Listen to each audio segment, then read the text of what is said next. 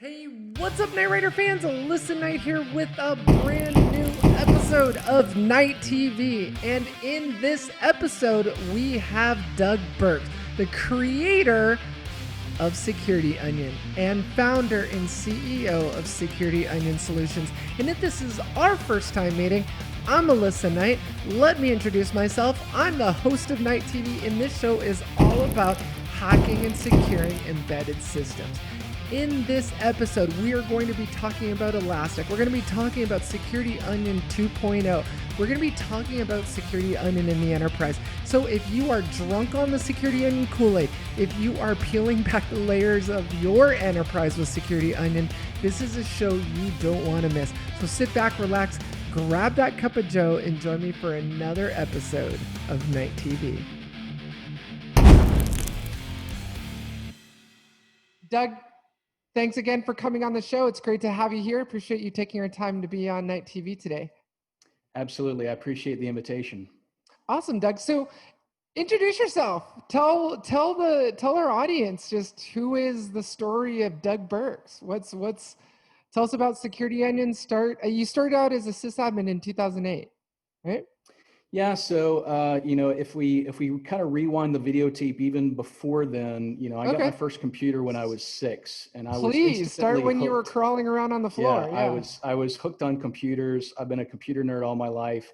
And, in middle school, a family friend told me that I needed to read this book. And I said, "What is it?" He said, "It's called The Cuckoo's Egg by Cliff Stoll." And so as a middle schooler who did not enjoy reading at all, I stayed up all night long reading this book. I literally could not put it down. Oh, wow. And, so hearing that story, that real world security incident of a 75-cent accounting error turning into espionage and stealing government secrets and selling it to foreign adversaries just kind of blew my mind, right? Because here's this world of computers that I love, and now you're telling me that there's this kind of good versus evil fight inside the computer. And to me, that was amazing. And it didn't really occur to me that I could actually do that for a living, because there really was no cybersecurity industry at the time. But ultimately, I went through high school and graduated and did my computer science degree. And I got out and got my first real full-time job, and I was a sysadmin. And so I wore a bunch of hats, as most sysadmins do. And security was a part of that. And around the same time, I kind of also got introduced to this concept of open source. And so in 1997, I read this article about open source, and it just, again, kind of blew my mind that, I grew up on this world of commercial software, and now to find out there's this whole entire ecosystem of free and open source software, which really kind of appealed to me as somebody who is cheap or frugal, shall we say. But so really kind of the confluence of all those things of being a sysadmin, working in an organization where we didn't have a huge budget, and learning about free and open source software, and ultimately really kind of realizing that what I wanted to do for a living was to be Cliff Stoll, was to be that guy who went from a 75-cent accounting error to hunting down bad guys. And so I got really focused on security and learned as much as I could, took a whole bunch of classes, did a whole bunch of self-study, and played with a whole bunch of open source tools and built lots of lab environments. And ultimately what I kind of realized was, there's all these kind of great individual open source components. So back then in the 2008 timeframe, we had Snort, and we had Bro, as it was called back then. And there was Squeal or Acid actually before. Yeah, so there was Acid and there was Base, and all of these kind of individual open source components, but no real kind of overarching platform that put them all together and glued them together to make them cohesive and to make them easy to use. And this all kind of hit home for me when I kind of moved from being a sysadmin to being a full-time information security practitioner.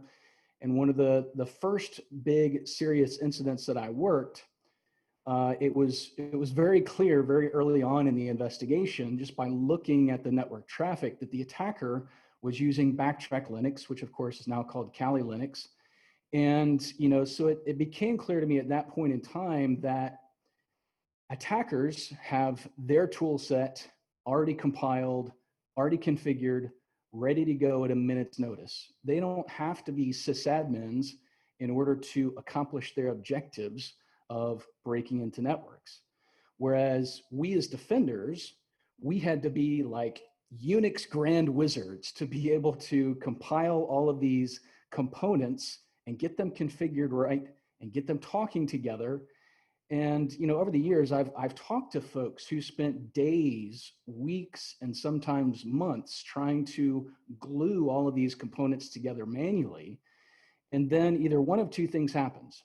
Either number one, they were successful and it works, but now the problem is there's a new version of that component that comes out and they've got to lather, rinse, and repeat, do the whole cycle all over again. Or number two, maybe they didn't quite make it across the finish line. And maybe they had, a boss that came to them and said, you've spent 2 or 3 months on this project. It's not quite working out. Need to go in another direction. And so ultimately, it became clear to me that it was fundamentally unjust, that attackers already have so many advantages. This was one of them. And so it was time for we as defenders to try to rebalance that equation, to really kind of build an all-encompassing free and open source platform that's got the best of breed open source components for things like intrusion detection and network security monitoring and threat hunting and all of those buzzwords that we throw around as defenders, and ultimately allow defenders to focus less on the sysadmin work and focus more on the real work of defending and catching bad guys. Yeah, that's amazing. That story on how Security Onion came to be is your brainchild, and I know you started working in 2008, actually the first version was released in 2008. How Started, how? Sorry, go ahead. yeah, I started working on building Security Onion in 2008, and that first version came out in 2009. Okay, cool, very cool. So how has it matured since then? It's almost like I blinked and woke up one day and all of a sudden Elastic was, or I don't recall Elastic in the earlier versions ever being a part of it, right? So how has it matured since then? How has it changed and grown It's up? it Yeah, it's been amazing to kind of see my little child kind of grow up over the years and get stronger and get more capable. Just to give you an idea, so back in 2008, it really kind of started with kind of those components that we talked about before, and that's kind of snort and squeal as the front end console for those snort alerts, and full packet capture. And that was really about it. Now that's not to, make it any less important. It was still very powerful, but that was really kind of the core components at the time. So if you kind of fast forward from that 2008, 2009 timeframe to somewhere around 2011, 2012, as we started integrating Bro, and Bro is generating all of these lovely protocol metadata logs, as it monitors our network traffic, we needed a way to kind of deal with those logs. And how do you search across those logs, and how do you find the needle in the proverbial needle stack? Something And beyond Postgres or MySQL. right. Well, so at the time, I looked at Elasticsearch, and Elasticsearch was still very young at the time. And so we ended up going with kind of another open source project, which was MySQL based, and it included Sphinx. And that worked very well for a couple of years, but of course it had its limitations. And over the years, the Elastic Stack continued to mature and continued to accelerate and go faster and faster. And ultimately, we really kind of realized that that's where the community was going. That's where the community wanted us to go. And, so any good open source project, you have to be attentive to the needs of your open source community and listen to that kind of feedback. And so 2017, we kind of sat down and said, okay, what's it going to take to really integrate the Elastic Stack and do it in a really cohesive way? And so spent a good long time, many months of really kind of re-engineering the entire distribution from the ground up to kind of rip out the original logging system that we had and replace it with the Elastic Stack. And the community loved it, right? We made that announcement, and folks were ecstatic, and it's been great feedback over the years as we've continued to improve that integration and make it more streamlined and make it faster and more efficient. And so at the time, back in when we had first initially integrated the Elastic Stack, we were on Ubuntu 14.04 at the time. We've now kind of upgraded to Ubuntu 16.04, and kind of now we're kind of taking the next big step forward, which is what we're now calling Security Onion 2.0. So instead of being based on a particular Ubuntu distribution, Security Onion is going to be Docker based, and so fully containerized. And now that allows us to no longer be limited to just Ubuntu, and we can now run on CentOS, which has been kind of the number one request from our community over the years, especially from our friends in the military and the Department of Defense. And so with Security Onion 2.0 now, we have that full Elastic Stack integration, but it's everything, all the components are fully containerized. It's much more scalable. It's much more centrally managed. And we're making things as enterprisey as we can. Yeah, you bring up a good point with the military and the DoD. What is one of the questions I know a lot of our audience probably wants to know is, what's the most unique use case you've seen with Security Onion? I mean, it's now had millions of downloads. I'm sure you have, a great view into how it's used and where it's at. What is the most over since 2008? What is the most unique implementation you've seen? That's a really good question, and we've certainly seen lots of kind of unique use cases out there, anywhere from running Security Onion instances on submarines, that are totally disconnected from the outside world, to running Security Onion on flyaway kits and taking that, and hopping on a plane and doing emergency incident response, using some sort of a small form factor box there, to kind of the opposite end of the spectrum where, we have some folks that are running hundreds and hundreds of sensors all in one Security Onion grid.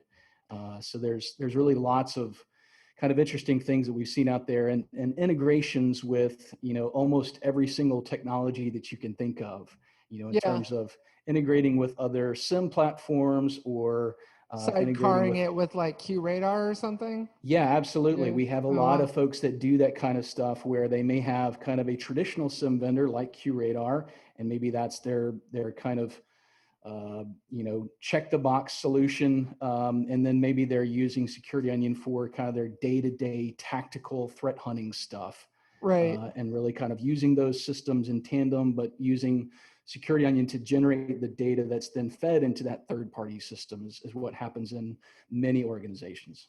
How so? One of the things that I'd love to get your take on is, how do you see machine learning really sort of changing the landscape? The use of Siricata and emerging threat rule sets, and how ML models and NDR solutions is changing that. Do you see sort of the window closing on signature-based detection? And how do you see that impacting or changing your user community? And, as we move away from, traditional, I guess, dare I say, legacy snort signatures? Yeah, that's a really great question, and one that we field all the time, right? As defenders, we all kind of realize that more and more of our network traffic is being encrypted, and that's a good thing for privacy, right? We're all kind of cheering for improved privacy, but at the same time, as defenders, that makes our jobs a little bit more difficult because of that blind spot that we now have in that network traffic. And so it's very important for us, kind of in the Security Onion project, to make sure that we are filling in those blind spots with additional telemetry. And so it becomes very important for us to make sure that we're not just focusing on the network visibility, but we're also sort of embracing that endpoint telemetry, whether it's from servers or workstations, what have you. And we do that in many different ways. So we're integrating with endpoint agents like Wahzu, which is a great cross-platform solution, OS Query, which is another great free and open source platform. We also integrate, because we have the Elastic Stack, we integrate with the entire Beats family of endpoint agents. Right, packet And beats and yeah, all yeah, those great things. Yeah. that entire Beats family, and even good old syslog, right? So Right. because we all have infrastructure devices that you can't just go and install an agent on, but if they speak syslog, we'll consume that syslog data, and that's yet another piece to kind of fill out that more complete puzzle. And so it's very important to us to make sure that we are not just resting on our laurels of kind of that old school network mentality that we've had for so many years, but at the same time, not throwing out the baby with the bathwater, right? Because even though network visibility may be hampered compared to what it was years ago, we're not just going to totally give up on that. There's still lots and lots of valuable intelligence to be gleaned from that network traffic, especially when we can have the network traffic and the endpoint telemetry all in that single pane of glass, as most of the vendors talk about. But if we can bring that all back and give folks, some really nice dashboards and some really nice threat hunting capability across all of that data, that then really becomes that force multiplier for helping to catch bad guys that much faster. Yeah, I agree with that. It's almost like, we have a tendency to look for just that one particular log source or that one particular source of truth, ground truth, and it really is, like you're saying, a culmination of multiple things, not just the network telemetry, but system telemetry. All of that put together. We have legacy antivirus evolving to EDR now. A lot of MSSPs moving to more of an MDR model versus just eyes on glass in a SIEM. Um, how have you seen security? Well, before I get to that, let me ask you something. Can you talk about Security Onion, the company? So there's Security Onion, the open source project, right? And then Yep. there's Security Onion, I believe .net, or Security Onion, the actual for-profit company. Can you talk about your company and just distinguish the difference between the open source project and the company, and how that product may differ, if at all? Absolutely. So the open source project, which I started in 2008, you can find that at securityonion.net. That's 100% free and open source software.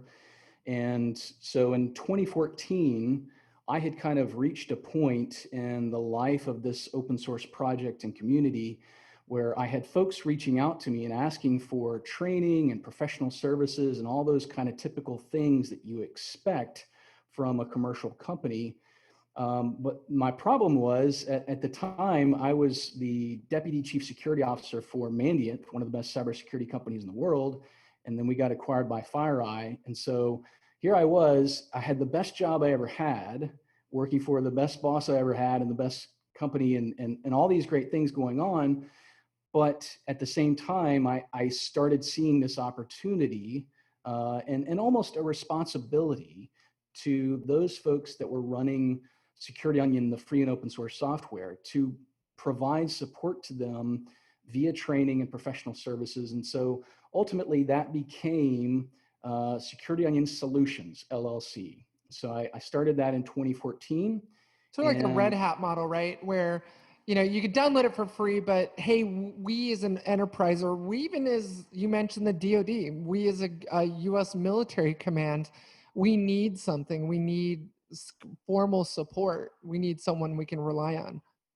that's exactly right. Because, when it comes to, it's funny because I talked about how I learned about open source in 1997. And, the problem with open source has always been that, management doesn't understand how something can be free. They don't understand how something that's free can be any good. And so somewhere, somebody along the line is going to say, well, I don't want you to deploy that open source stuff unless there's a throat to choke, unless there's somebody that I can call and get the thing fixed when it breaks in the middle of the night. And so, ultimately, that's what we're here for. You're exactly right. It's the Red Hat model of, we're going to give you this software and you can use it. You can be a part of the community. But, we realize that folks want and they need training and professional services, and now hardware appliances as well. And so that's what we offer at Security Onion Solutions. Been doing that since 2014. And we're growing the company steadily, and taking care of our customers, and trying to make sure that we're giving them that premium white glove service. And so whatever kind of needs they have around Security Onion, we're there to come alongside them and be partners with them and make sure they have a good experience with Security Onion. It's amazing. Yeah, I mean, I'm definitely drunk on the Security Onion Kool-Aid. I love what you've done with the behind Security Onion solutions. It's great that customers, that buyers, or people, just your user community has that as a commercial support option. Training, you mentioned. Also, you said you offer hardware appliances as well. That's So right. you've productized it. Are you guys selling a different version of Security Onion at Security Onion Solutions, or is it just the whatever's available for free download, but put on a pizza box? Yeah, so today, if you buy an appliance from us, you're getting 100% the free and open source software, but it comes directly, shipped to your door, pre-installed, and we make it that much easier to make it that much more of a turnkey experience. Because, the problem that we've seen is that we've done a lot of work into making the software as easy to install and configure as possible, but folks still kind of struggle with, okay, well, how much RAM do I need? How many CPU cores do I need? How much disk space do I really need? What kind of network interfaces which brand do I buy? And so, we want to take all that guesswork out of the equation. And so we've got kind of our predetermined models that are already designed and configured for a certain amount of traffic. They're already designated for certain particular roles in an environment. So if you're building a distributed deployment, we've got a manager node for you. We've got multiple search nodes on the back end. And then we've got lots and lots of different forward nodes that are going to act as your network sensors. And so we can very quickly and easily kind of spec out a deployment for you, drop ship those appliances right to your door, and now you plug it up and you're good to go. How's your success been over there? I mean, I know, just talking with a lot of other users of Security Onion, it's almost like a very cult following. You guys have really, in my opinion, mastered community development. I mean, people are very radical in their support of Security Onion, which is great and awesome. So how's the success been? It would be great to get an idea from you of how many downloads Security Onion itself has had, and how things are going at Security Onion Solutions. Yeah, we love our community. We are absolutely driven by our community. I realized, and again, kind of looking back since 1997 at my involvement with different open source communities.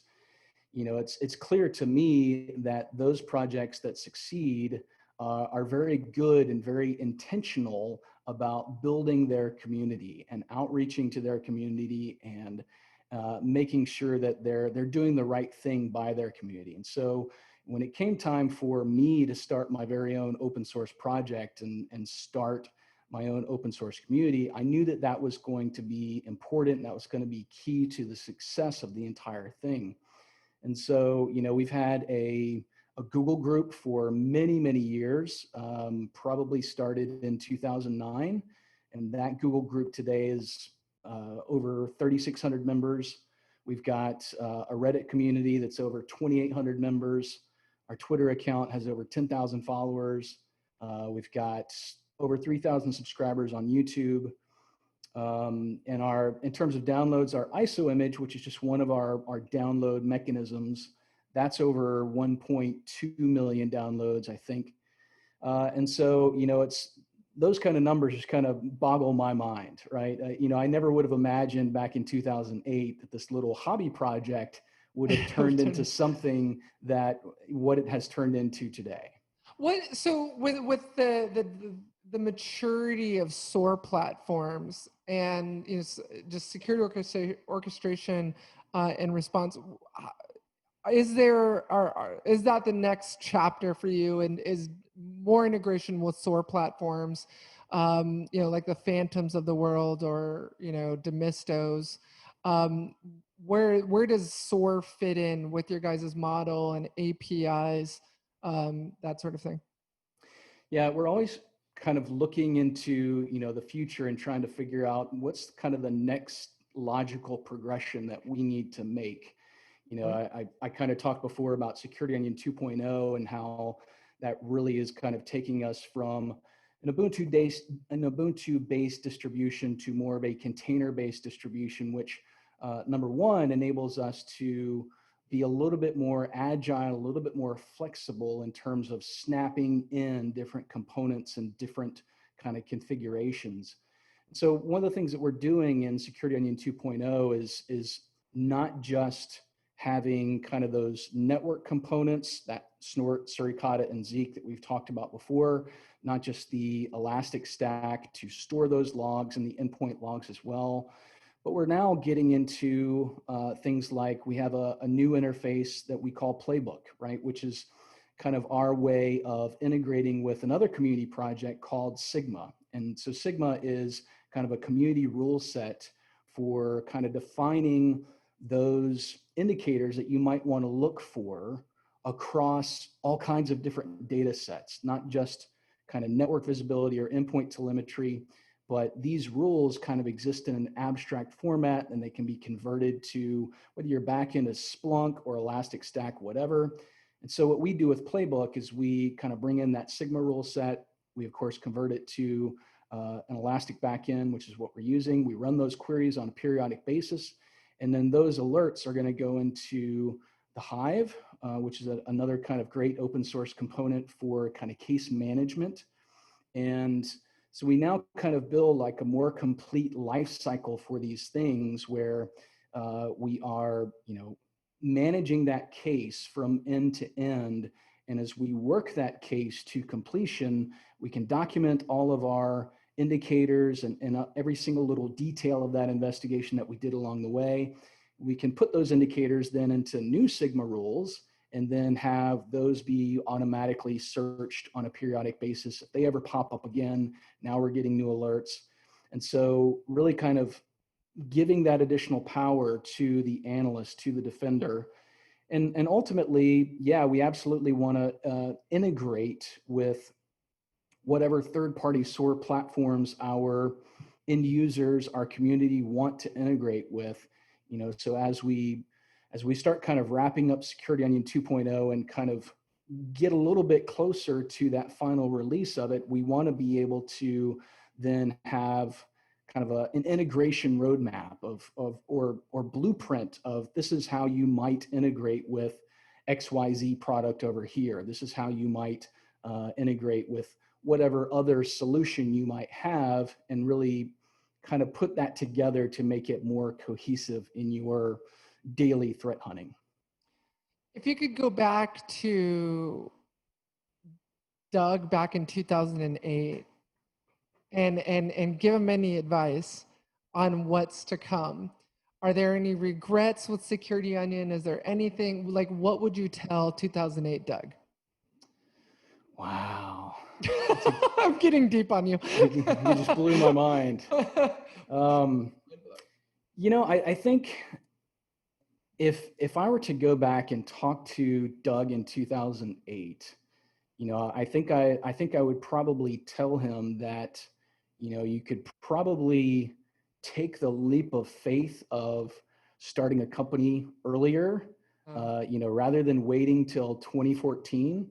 Probably could have done it a year, 2 years, maybe 3 years earlier than that, but being pretty financially conservative, it was kind of a risk calculation and making sure that we could actually survive, because I think we've all seen folks that have taken a leap of faith and started a business that didn't quite work out the way they wanted it to.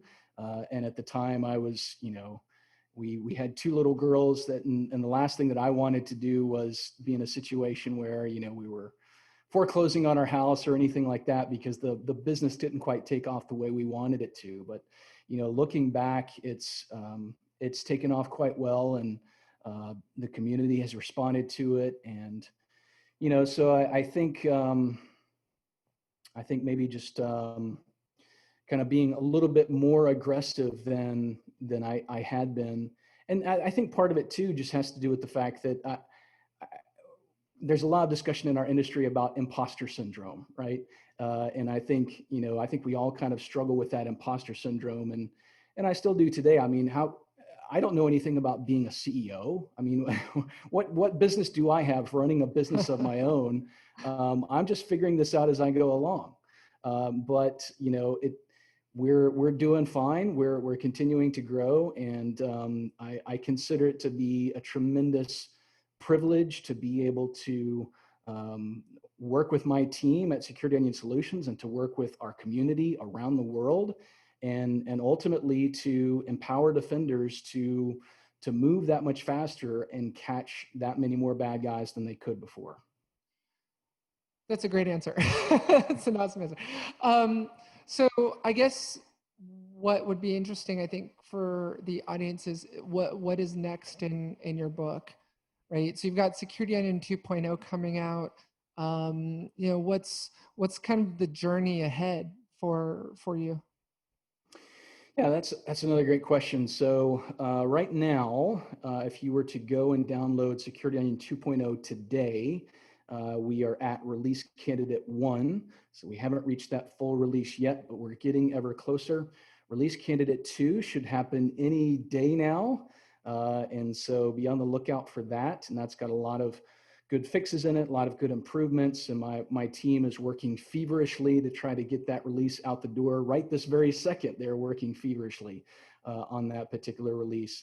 After that, there's going to be a release candidate 3. We know of some other improvements that we need to make before we do that final release. And then if everything goes according to plan, we'd like to do that final release at some point this year. And that's a major paradigm shift for Security Onion, for the project, for the community. It opens up a lot of doors for a lot of folks.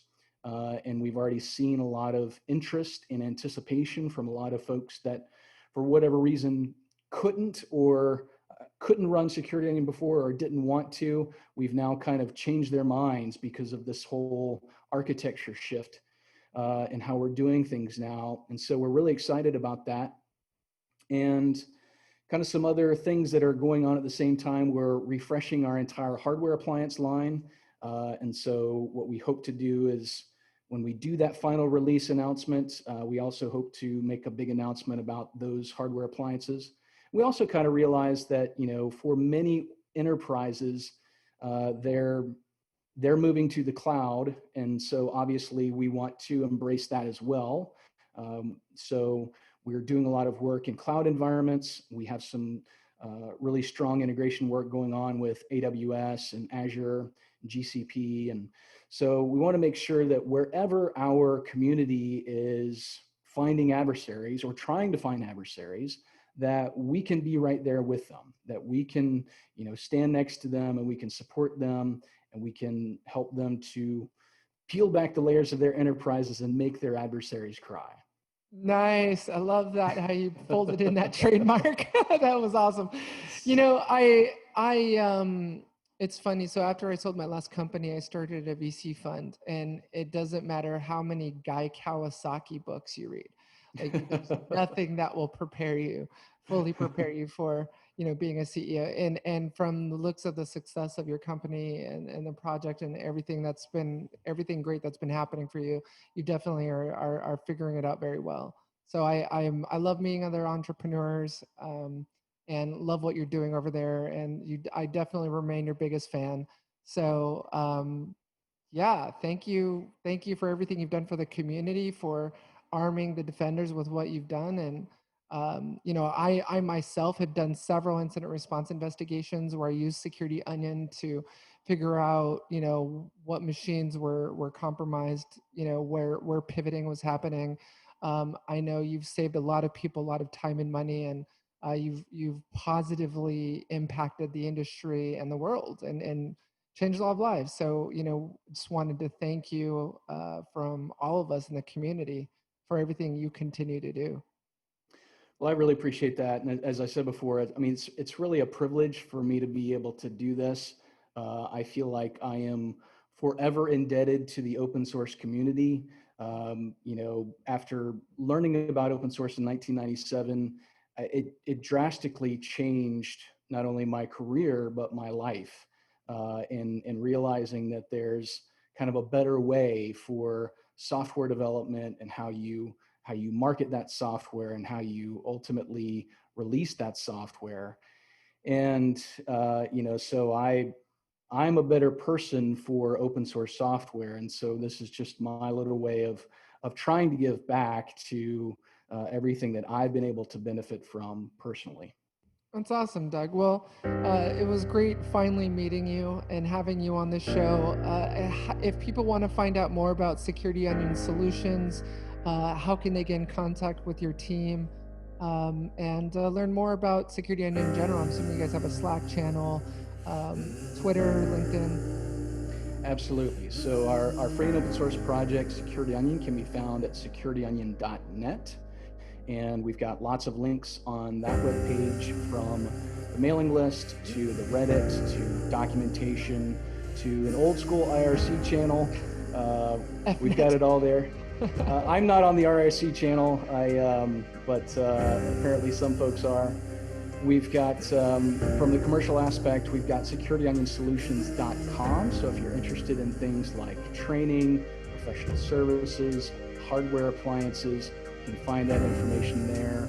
And we've got contact information on that website. So if you're interested in any of those things, definitely reach out to us, and we'd love to talk with you. Awesome. Well, as Security Onion continues to mature and come out with amazing new capabilities, I'd love to have you back on the show, and just continue to follow your journey, both as a CEO and leader, and also the creator of Security Onion and the project. So please definitely come back. Well, I appreciate that, and I would love to come back sometime. Awesome. Thank you so much, Doug. You take care of yourself. Thank you. All right.